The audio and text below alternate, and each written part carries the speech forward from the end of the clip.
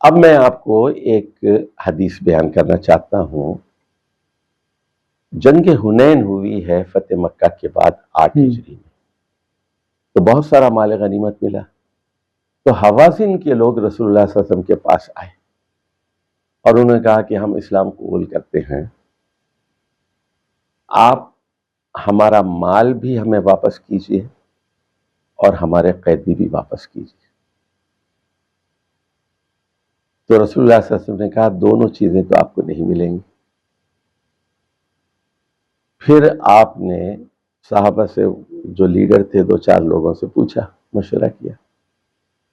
تو انہوں نے کہا کہ یہ بات صحیح ہے کہ ہم کچھ ان سے پیسے لے کر قیدی چھوڑ دیں گے، لیکن مال غنیمت واپس نہیں کریں گے، قیدی دے دیں گے.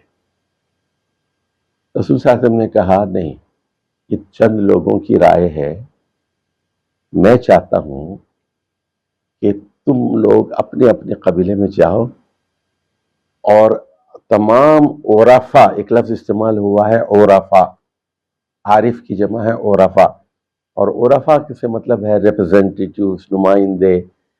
تو وہ 100-200 جو عرفاء ہیں ہر قبیلے کے، وہ جائیں اپنے اپنے قبیلے سے مشورہ کریں اور پھر میرے پاس آئیں.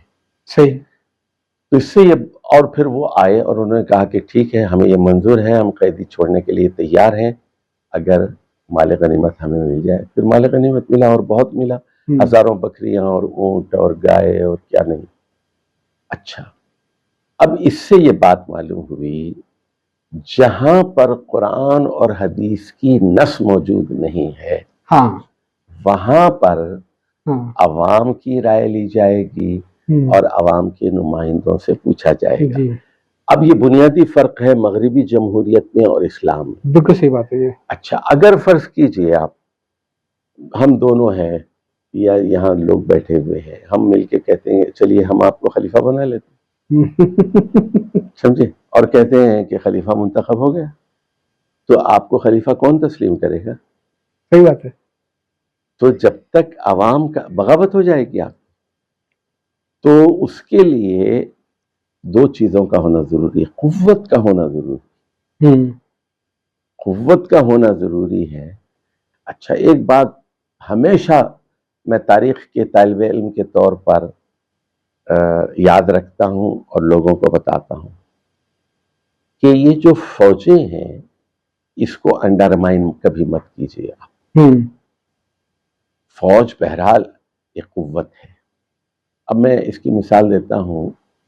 عباسی دور کی سیاست پر آپ کی نگاہ ہے کہ معتصم نے کیا یہ ایرانی زور کو کم کرنے کے لیے، کیونکہ ایرانی کمانڈر زیادہ تھے. ابو مسلم خراسانی بھی ایک ایرانی لیڈر تھا، اسی نے دولت عباس قائم کی تھی. اس نے کیا کیا، ترکی غلام خرید کے لایا، وہ ترکمانستان سے ایک شہر آباد کیا سامرا کے نام سے، اور ایرانیز کو وہ دبانا چاہتا تھا. نتیجہ یہ ہوا کہ 30-40 سال کے اندر وہ، ان کی اولاد وغیرہ، وہ کمانڈر بن گئے اور خلیفہ برائے نام ہوتا تھا. 225 سے لے کر 350 تک یا 325 تک 100 سال یہ ترک کمانڈروں کے ہاتھ میں حکومت رہی. خلیفہ ڈمی ہوتا تھا، وہ ہوتا تھا، وہ جیسے ظہور الہی ہمارے پاس تھے، یا یہ تھے ممنون حسین کی طرح بے اختیار صدر. اچھا، اب اس کے بعد ہوا یہ، دیالمہ آ گئے اہل تشیع، اور انہوں نے 3 چھوٹی چھوٹی ریاستیں قائم کر لی. بالآخر انہوں نے بغداد پہ قبضہ کر لیا. اب خلیفہ ڈمی خلیفہ ہے، کسی کو بٹھاتے تھے کسی کو اتارتے تھے. اصل اقتدار یہ معیز الدولہ اور ان کے پاس ہوتا تھا. یہ 325 سے لے کے 425 تک اقتدار انہی کے ہاتھ میں رہا، اہل تشیع اور دیالمہ کے ہاتھ میں رہا. 450 کنگ میکر وہی تھے. 450 ہجری میں کیا ہوا، سلجوقی ترک آئے تغرل بیک، الپ ارسلان، ملک شاہ، یہ بغداد میں داخل ہوئے. اب پھر یعنی انقلابات ہیں زمانے، تلک الایام نداولها بین الناس. تو اب اس کے بعد پھر 656 میں تاتاری آ گئے، عباسی حکومت کا خاتمہ ہو گیا. لیکن 656 میں یہ ہوا اور 694 میں صرف 38 سال بعد قازان نے اسلام قبول کر لیا. پاسباں مل گئے کعبے کو صنم خانے سے. قازان، اب یہ دیکھیے وہ ایک بنیاد تھی اسلامی عثمانی خلافت. تو فوجی طاقت کو کبھی نظر انداز نہیں کرنا چاہیے. صحیح، وہ صحیح بات صحیح آپ کی. یعنی یہ ہمارے ہاں جو مغرب زدہ جمہوریت کے نیچے میں کہتے ہیں نا فوج کو برا بھلا کہتے ہیں. بھائی فوج کو اسلامی بنانے کی کوشش کیجئے. بالکل صحیح بات. فوج کے اندر اسلامی اخلاق کوئی سسٹم تو ہے اس کے پاس، ٹریننگ کا ہے، سکسیشن پلاننگ کا ہے. تو کوئی فوج ہو، سنیے ترکی فوج ہو، وہ مصری فوج ہو یا الجیریا کی ہو، عالم اسلام کی جو بھی فوج ہے اس کے جو جرنیل ہے ان کا قرآن اور سنت سے کتنا لگاؤ ہے، ان کے اندر عالم اسلام کا کتنا ویژن ہے. یعنی ہمارا ایک ٹارگٹ یہ لوگ بھی ہونے چاہیے. بالکل صحیح بات ہے. یہ ہمارے بھائی ہیں جی. اچھا ہم ان کو دشمن نہیں بنا سکتے. صحیح بات ہے. تو اچھا اب یعنی جو جس کے لیے سنیے ایک لفظ بات کے زمانوں میں وضع کیا گیا کہ ارباب حل و عقد. جی جی جی جی. ارباب بست و کشاد. کیا بات ہے، کیا بات ہے. سمجھ گئے. یہ باقلانی وغیرہ نے، امام باقلانی نے جن کا انتقال 406 میں غالباً ہوا ہے، تو یہ اصطلاح وضع کی کہ حکومت سازی کا کام عوام کا نہیں ہے، ارباب حل و عقد کا ہے. تو ایک ایسا فورم ہونا چاہیے اہل دانش کا. اس میں دیکھیے اسی کو امریکہ میں آپ کیا سمجھتے ہیں حکومت کون چلا رہا ہے؟ عوام کے ووٹ سے؟ بالکل نہیں. امریکہ میں کیا ڈیموکریسی ہے؟ پریشر گروپ جیوز کا. ہاں، میڈیا ان کے پاس ہے، فائنانس کے پاس ہے. وہاں کا جو اسٹیبلشمنٹ ہے، دیکھیے وہاں کا اسٹیبلشمنٹ 3-4 قوتوں پر مشتمل ہے. سب سے پہلے white Anglo Saxon Protestants, white race کی سپریمیسی، یہ ترجیح اول ہے. دوسری چیز ہے ریٹائرڈ جنرلز آف پینٹاگون، اور یہ بھی وہی ہیں وائٹ اینگلو سیکسن پروٹسٹنٹس. اور برطانیہ بھی ظاہر ہے پروٹسٹنٹ ہے، اور یہ بھی. اور کیتھولک دنیا سے یہ بالکل مختلف ہے. کیتھولک دنیا مسلمانوں کی دشمن رہی ہے، لیکن ان کے اندر قسیسین اور رہبان ہیں، تاریخ دنیا فقیر ہیں، رہبانیت ہے، تو ان کے دلوں میں کچھ نرمی کا جذبہ بھی ہے. سمجھے، رحم اللہ تعالیٰ نے ان کے اندر ڈال دیا ہے. یہ انٹرسٹنگ ہے. سمجھے آپ، یہ اس کا ذکر قرآن مجید میں بھی ہے. اچھا تیسری قوت ہے جوش لابی. چوتھی قوت ہے بڑے بڑے سرمایہ دار کارپوریٹس. تو یہ سب مل کر امریکہ کا کرتے ہیں. اس سے کوئی فرق نہیں پڑتا. سنیے ان کے ہاں 2 جماعتیں ہیں، ریپبلکنس آئیں ڈیموکریٹس آئیں، کوئی فرق نہیں پڑتا. کیا جو بائیڈن کے زمانے میں 50,000 لوگ غزہ میں نہیں مارے گئے؟ ٹرمپ کے آنے کے بعد 20,000 15-20,000 مارے گئے. پہلے تو زیادہ اسی نے مارے ہیں نا، اسی نے تو ہتھیار بھیجے.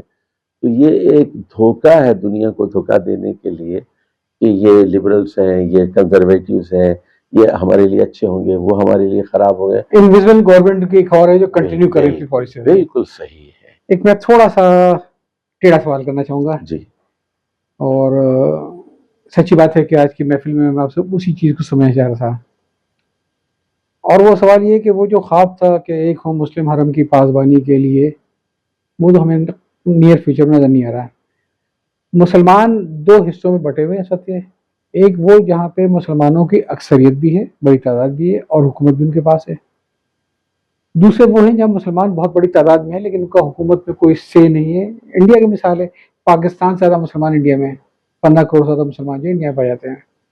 پھر جیسے جیسے مسلمانوں میں ایک آبادی کا تناسب بڑھ رہا ہے اور عیسائی اور دوسری دنیا میں خاندانی منصبندی وغیرہ میں ان کی آبادی اتنی نہیں بڑھی ہے، تو بڑی تیزی سے امریکہ میں اور یورپ میں بھی مسلمانوں کی تعداد بڑھتی جا رہی ہے، لیکن وہاں کبھی بھی مسلمانوں کا اقتدار میں آنے کا کوئی امکان جتنا مرضی ہو جائے، وہ یہ کہ خدا کا حکم نافذ کر دیں اقتدار اعلیٰ کے ذریعے، شریعت کو نافذ کر دیں اقتدار اعلیٰ کے ذریعے، نہ ہندوستان ممکن ہے، نہ امریکہ میں، نہ آسٹریلیا میں، نہ کینیڈا میں، نہ کہیں اور. ایسا تو سوچ بھی نہیں سکتے ہیں. اب سوال یہ جو چند ممالک بچتے ہیں جس میں پاکستان ہے، ترکی ہے، وغیرہ وغیرہ، یہ بہت معذرت 78 سال ہو گئے پاکستان کو بنے ہوئے.